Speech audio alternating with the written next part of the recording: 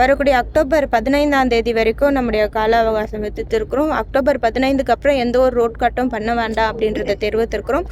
மழைக்காலங்கள் முடிந்த பிறகு ஜனவரி மாதம் முதல் மீண்டும் அந்த பணிகள் எல்லாமே மாநகராட்சி சார்பாக துவங்கப்படும். பல இடங்கள் இந்த ஒப்பந்ததாரர்களுக்கும் மாமன்ற உறுப்பினருக்கும் இடையான முரண்பாடுகள் நிறைய இருக்கு. நடவடிக்கைகள் எடுத்துருக்குமா?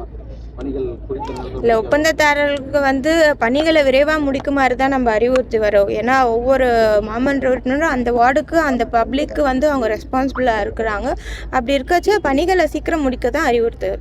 மாண்புமிகு தமிழ்நாடு முதலமைச்சர் அவர்களின் ஆணைக்கிணங்க பெருநகர சென்னை மாநகராட்சியில் பொதுமக்களின் கோரிக்கை ஏற்பாற்போல் ஒவ்வொரு வளர்ச்சி திட்டங்களும் மேற்கொள்ளப்பட்டு வருகிறது. மாண்புமிகு தமிழ்நாடு முதலமைச்சர் அவர்களால் டி நகருக்குட்பட்ட பகுதியில் சென்னை மாநகராட்சி சார்பாக மிகப்பெரிய மேம்பாலம் கிட்டத்தட்ட 1200 மீட்டருக்குட்பட்ட மேம்பாலத்தை மாண்புமிகு தமிழ்நாடு முதலமைச்சர் அவர்கள் துவங்கி வைத்தார்கள். அந்த பகுதிகளில் இருக்கக்கூடிய உஸ்மான் ரோடு சாலைக்குட்பட்ட பகுதியில் இருக்கக்கூடிய பொதுமக்கள் கோரிக்கை ஏற்போல் இந்த டி நகர் மேம்பாலத்தை திறந்து வைத்தார்கள்.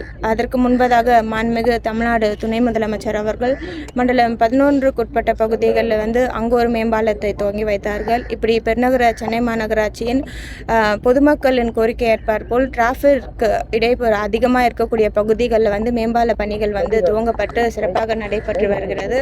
அதில் ஒன்றாக இன்றைக்கு கணேசபுரம் பகுதிக்குட்பட்ட மேம்பால பணியினை ஆய்வினை மேற்கொண்டோம். இந்த ஆய்வின் போது மதிப்புக்குரிய சட்டமன்ற உறுப்பினரான ஆர்.டி. சேகர் அவர்களும் பெருநகர சென்னை மாநகராட்சியின் ஆணையர் மதிப்புக்குரிய குமரகுருபன் சார் அவர்களும் டிசி சிவகிருஷ்ணமூர்த்தி அவர்களும் மெட்ரோ துறையை சார்ந்த அதிகாரி வினய் சார் அவர்களும் உட்பட அனைத்து அதிகாரிகளும் பங்கேற்றார்கள். இந்த கணேசபுரம் மேம்பாலம் என்பது மாண்புமிகு துணை முதலமைச்சர் அவர்களால் துவங்கி வைக்கப்பட்டு தொடர்ந்து பணிகள் மேற்கொள்ளப்பட்டு வருகிறது. இந்த கணேசபுரம் மேம்பாலத்தில் 58 மீட்டருக்குட்பட்ட பகுதிகள் ரயில்வே துறையை சார்ந்த பகுதியாக இருக்கிறது. ரயில்வே துறை மூலம் என்ஓசி வாங்கி மாநகராட்சி சார்பாகவே அந்த பணிகள் மேற்கொள்ளப்பட்டு நடைபெறுகிறது. கிட்டத்தட்ட 1 ஆண்டு காலமாக அந்த பகுதிகள் போக்குவரத்து மாநகராட்சி சார்பாக தடை செய்யப்பட்டிருந்தது. இப்போ வரக்கூடிய பருவமழை முன்னிட்டு பொதுமக்களுக்கு இடையூறு இல்லாத வண்ணம் அந்த பகுதியில் சாலை சீரமைத்து போக்குவரத்தை இன்றைக்கு வரக்கூடிய 10ஆம் தேதி திறந்து வைக்க இருக்கிறோம். மேம்பால பணிகளும் ஜனவரி மாதத்துக்குள் முடிப்பதற்காக ஒப்பந்ததாரர்களும் தெரிவித்திருக்கிறோம். மாண்புமிகு தமிழ்நாடு முதலமைச்சர் அவர்களால் விரைவில் இந்த மேம்பாலமும் துவங்கி வைக்கப்படும் அப்படின்றத தெரிவித்துக்கிறேன். தொடர்ந்து மண்டலம் 4க்குட்பட்ட பகுதிகளில் 46 வார்டில் இன்றைக்கு குளம் சீரமைக்கும் பணிகளை ஆய்வினை மேற்கொண்டிருக்கிறோம். இந்த குளம் கிட்டத்தட்ட 9 ஏக்கர் ரயில்வே துறை சார்ந்த நிலமாக இருக்கிறது. ரயில்வே துறையிடம் தெரிவித்து இப்போ அந்த குளத்தை சீரமைக்கும் பணி மாநகராட்சி சார்பாக ஏற்படுத்தி வருகிறோம்.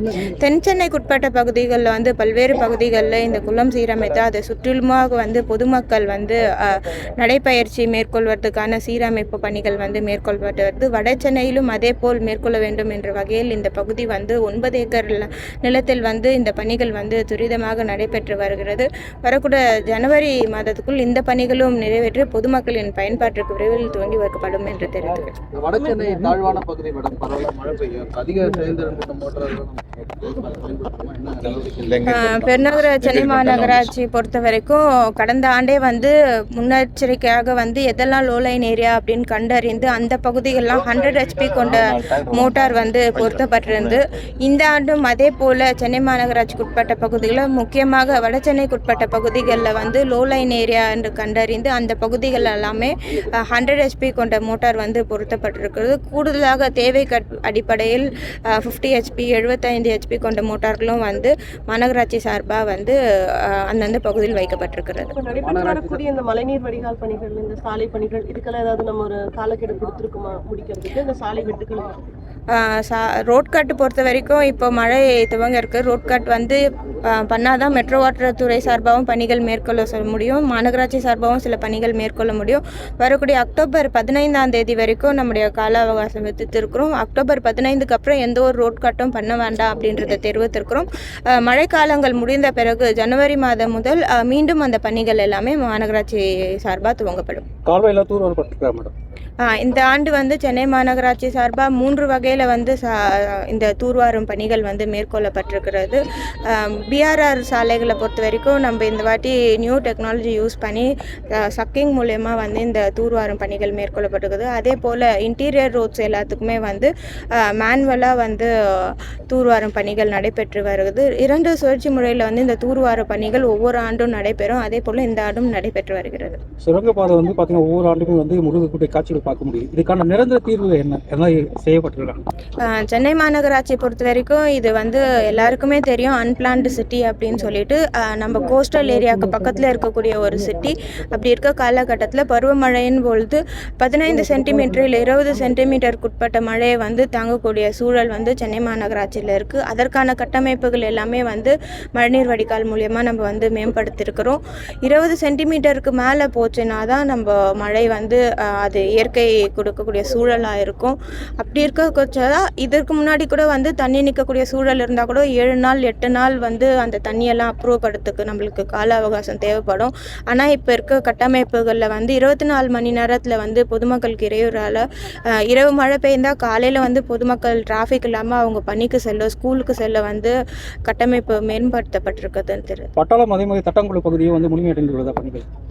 பட்டாளம் பொறுத்த வரைக்கும் இப்போ MLS ரோட்டில் வந்து பணிகள் நடைபெற்று வருகிறது. இந்த மழைக்குள்ளே வந்து அது முடிவுக்குமாறு தெரிவித்திருக்கிறோம்.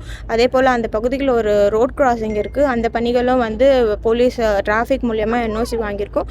அந்த பணிகளும் துரிதமாக நடைபெற்று வருகிறது. பல இடங்கள்ல இந்த ஒப்பந்ததாரர்களுக்கும் மாமன்ற உறுப்பினருக்கும் இடையான முரண்பாடுகள் நிறைய இருக்கு. நடவடிக்கை எதுவும் எடுத்துருக்குமா?